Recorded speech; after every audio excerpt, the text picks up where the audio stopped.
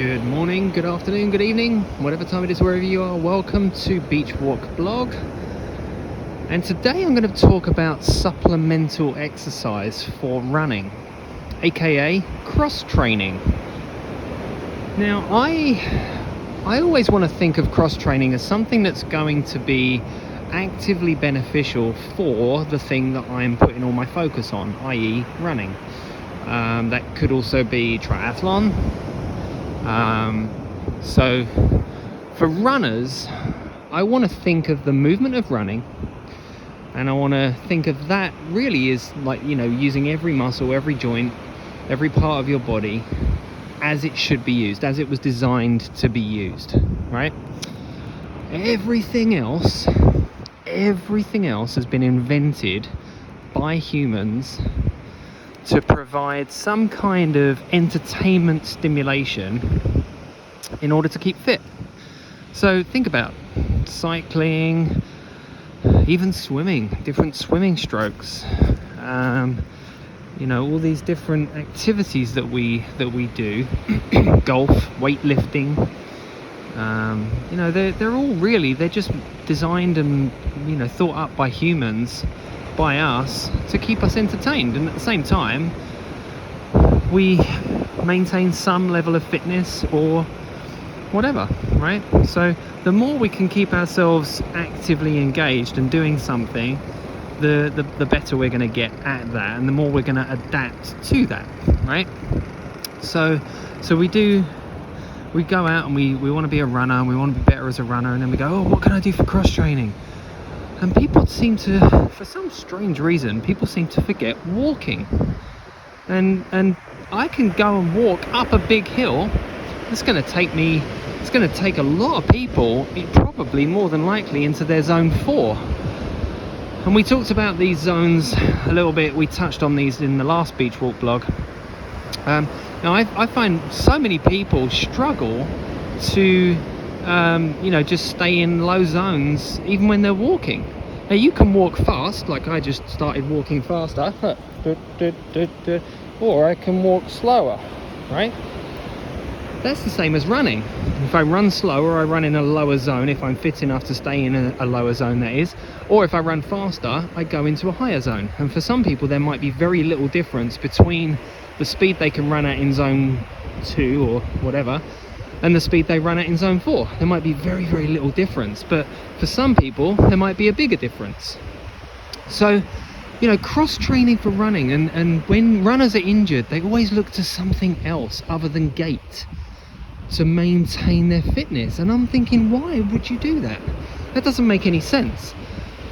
So if you are an injured runner and you're saying, well, what can I do as cross training? My answer is absolutely 100% the sling method. Why would you do anything else, right? And walking, because I want to reinforce and keep training the movement of gait. That's ultimately my goal, and I want to make it so that I am obviously load bearing. I'm using the muscles and the joints actions, the fascia, the tendons, the ligaments, etc., and taking thousands and thousands of steps. That's what I do when I run, when I race. I take thousands upon thousands of steps. So go and walk. If running injures you, if running hurts you and you can't run, go and walk. Of course, if you can't walk, that's a whole different ball game. Then we'll look at things like swimming and using an elliptical. Now, I'm not saying using an elliptical is bad. I'm just saying that, I personally, I hate using the elliptical, the cross trainer, whatever you want to call it. I hate it. I absolutely hate it. It doesn't, I don't know, there's something about it that I just don't like, apart from the fact that I'm in a gym staring at a wall or a TV screen or whatever. I don't like that. I would rather come out on the beach and do a beach walk, or go to the forest and do a trail walk. I'm going to get so much more out of that than I am being on an elliptical. It's just my opinion on that. I would also think that there would be some research on that as well. And if I was to start walking up a hill and start walking on trails, I pretty much guarantee you that it would get me some zone 2 stimulation.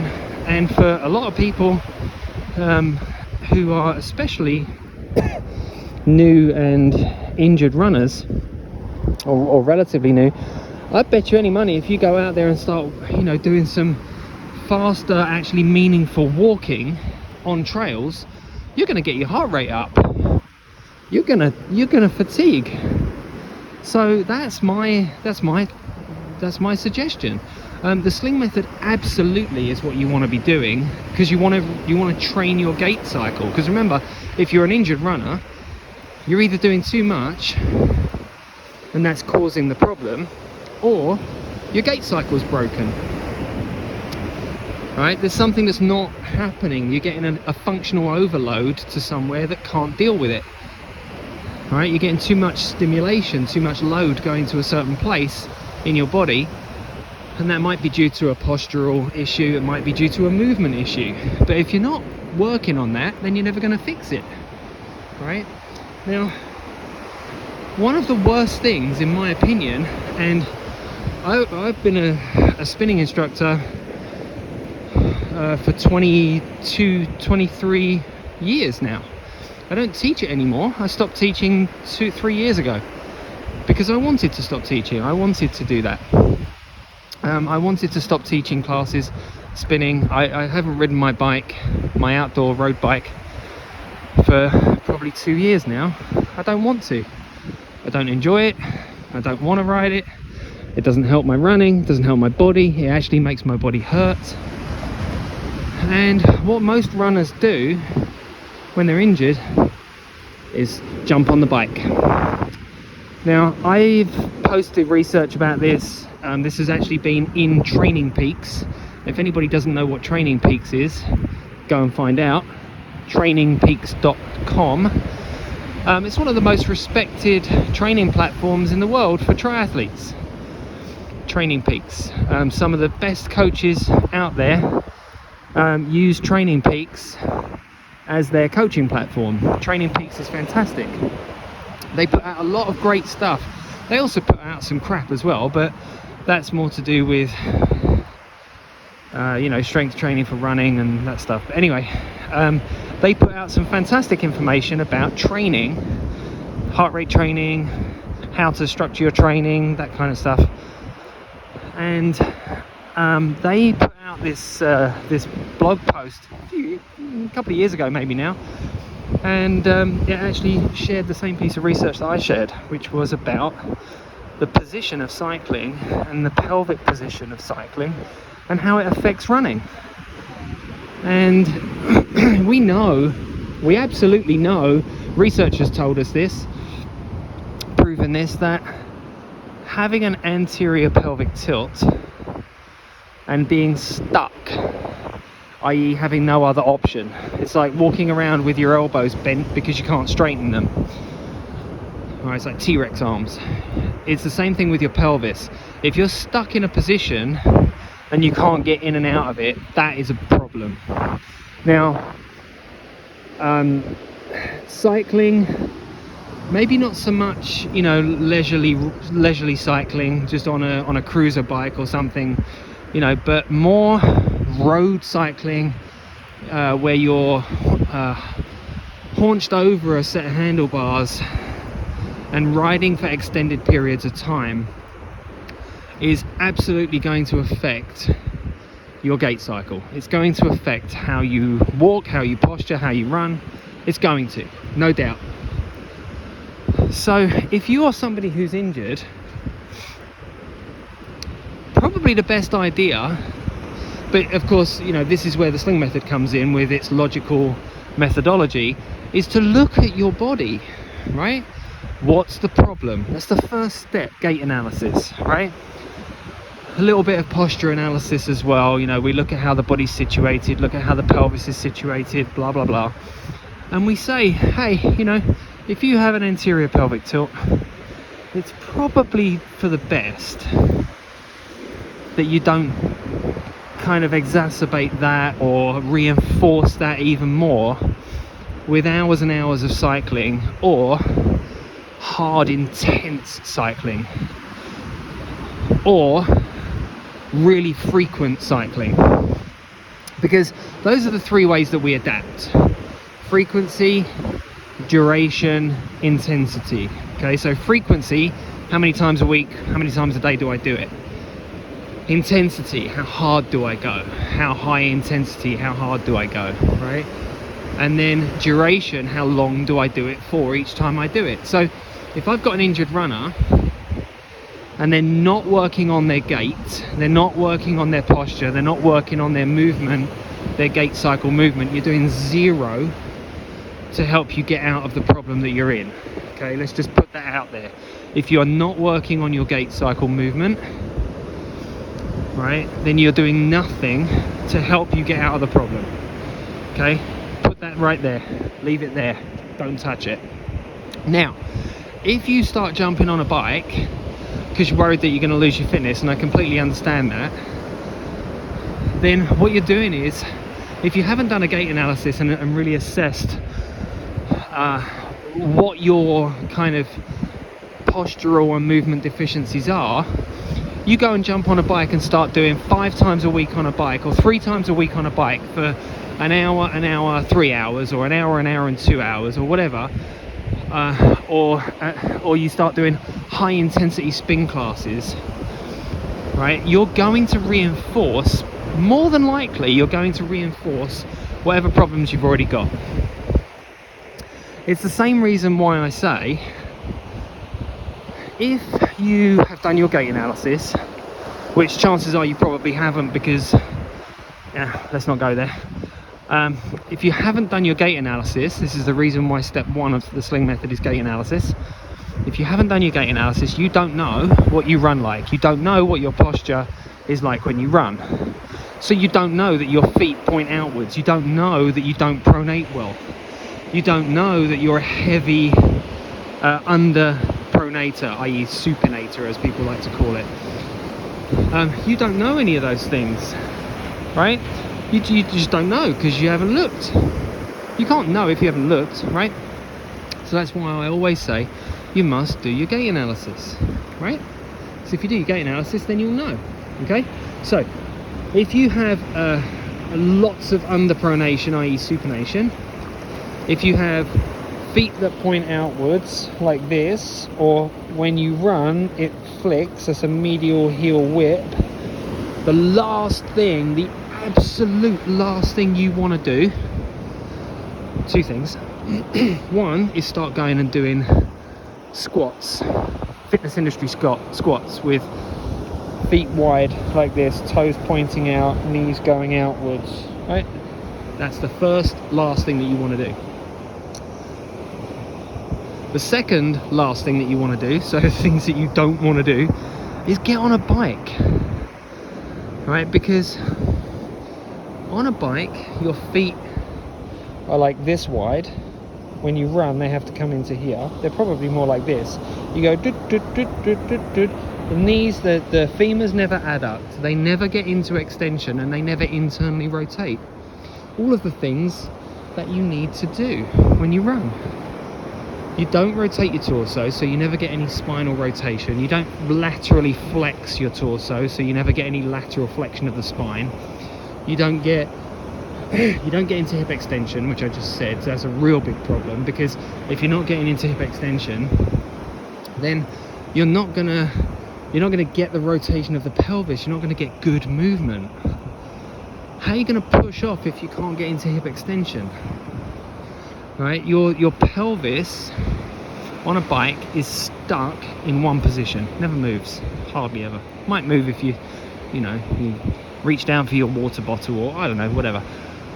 But in general, it's not going to move, and it's going to get even more stuck in the position, the situation that it's in now, which if you'd have done your gait analysis, you would have found out that it's probably not doing what it should do. All right. So the last thing that I would do, the 2 last things that I would do, is start doing fitness industry squats, weighted or non-weighted, doesn't matter. I just wouldn't do them. and cycling. I just wouldn't do it. I'd tell you not to, right? That's what I'd do. I'd tell you not to. I'd tell you to go and walk and then practice your gait cycle, training your gait cycle with using the sling method. That's what I would do. And maybe get in the pool and do some water jogging. I like water jogging. I like aqua jogging. I think it's great. I think it's fantastic if you're injured. It's one of the best things ever. Swimming, freestyle swimming, it's okay. If you're a decent freestyle swimmer, it's probably going to be, okay. But make sure that you do backstroke.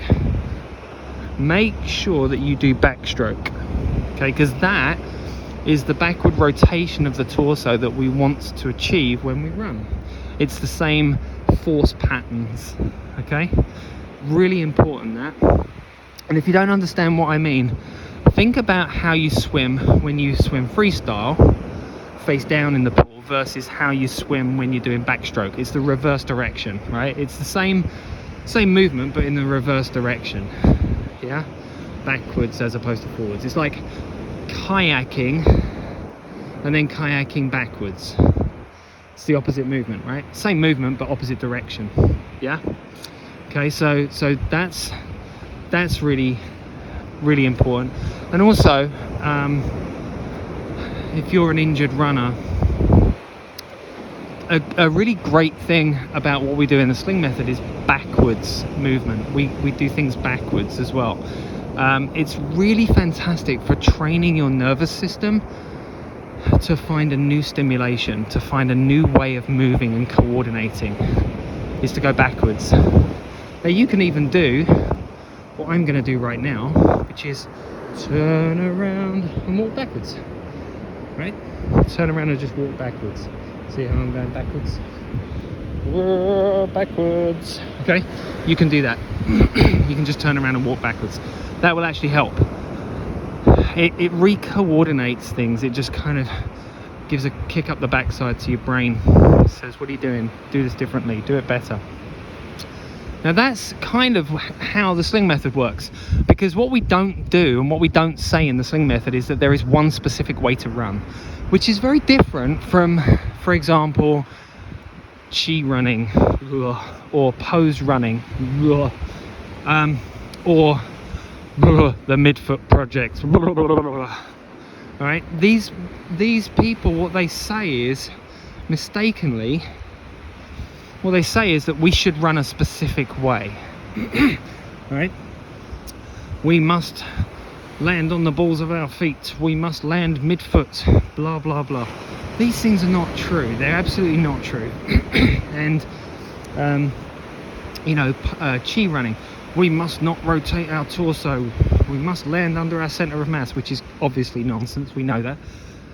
So these are things that other people, other training methods, I'm not even going to call them training methods, they're just, it's just crap. That's not what happens when we run, and it's not how to train somebody to run, okay? It's just marketing plucked out of the air crap to make you go, oh yeah, I could do that, and then you buy into the system, and it's, anyway, whatever. I digress. I am not, and the sling method is not, telling you to run in a specific way. It's not saying you have to strike the ground with the ball of your foot.